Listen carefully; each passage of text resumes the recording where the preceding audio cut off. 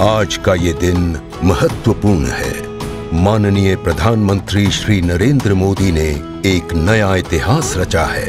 पूर्व की कई सरकारों ने नए संसद भवन की आवश्यकता पर चर्चा की थी।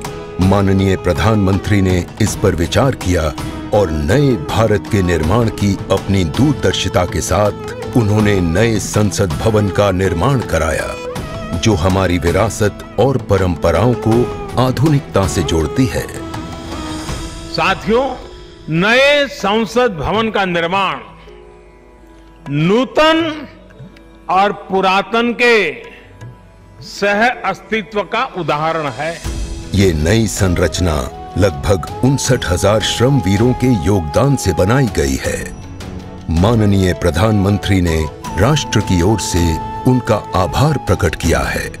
75 वर्ष पहले की स्वतंत्रता की भावना को पुनर्जीवित करते हुए माननीय प्रधानमंत्री ने आज तमिलनाडु के अधीनमों से सेंगोल को स्वीकार किया है। सेंगोल राष्ट्र के लिए न्यायपूर्ण और निष्पक्ष शासन का स्मरण कराता है। सेंगोल तमिल शब्द सेम्मई से लिया गया है, जिसका अर्थ है नीति परायणता। इसके शीर्ष पर न्याय के प्रतीक पवित्र नंदी अपनी अचल दृष्टि में विराजित हैं।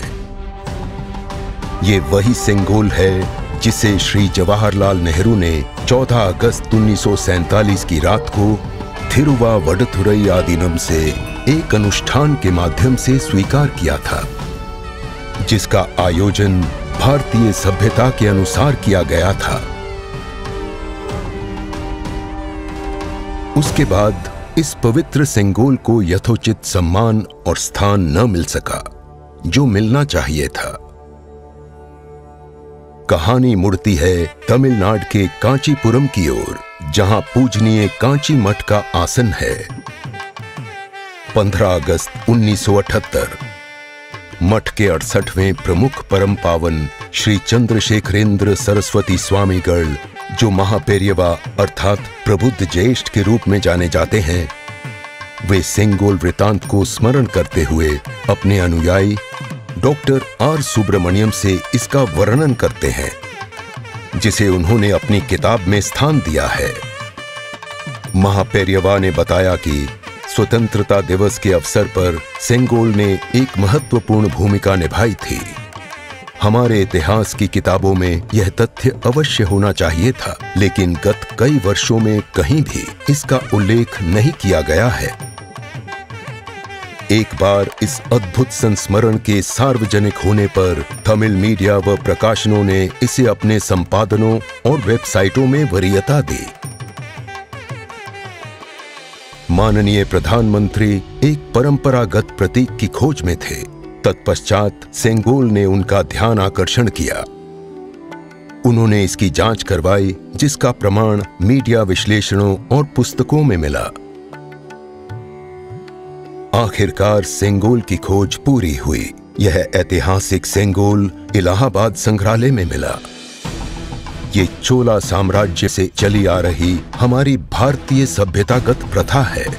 चोला सदियों तक हमारे उपमहाद्वीप के अग्रणी साम्राज्यों में से एक थे। सबसे महत्वपूर्ण बात यह है कि सेंगोल के प्राप्तकर्ता के पास न्यायपूर्ण और निष्पक्ष रूप से शासन करने का आदेश होता है, जिसे तमिल में आणई कहा जाता है। इस विचार से माननीय प्रधानमंत्री प्रभावित हुए। उनके अनुसार जनता के लिए चुने गए लोगों को इस आदेश को कभी नहीं भूलना चाहिए। उन्होंने यह निश्चय किया कि इस अद्वितीय प्रतीक को अमृतकाल के प्रतिबिंब के रूप में अपनाया जाना चाहिए, ताकि राष्ट्र अनंत संभावनाओं से परिपूर्ण रहे। सेंगोल को आज सुबह संसद में उसके सुयोग्य स्थान पर स्थापित किया गया। यह सभी के लिए भारत सरकार के न्यायपूर्ण और निष्पक्ष शासन के अटूट संकल्प का स्मरण कराता है। इस दृढ़ता के साथ भारत विश्व गुरु के रूप में अपना यथोचित स्थान ग्रहण करने की ओर बढ़ रहा है।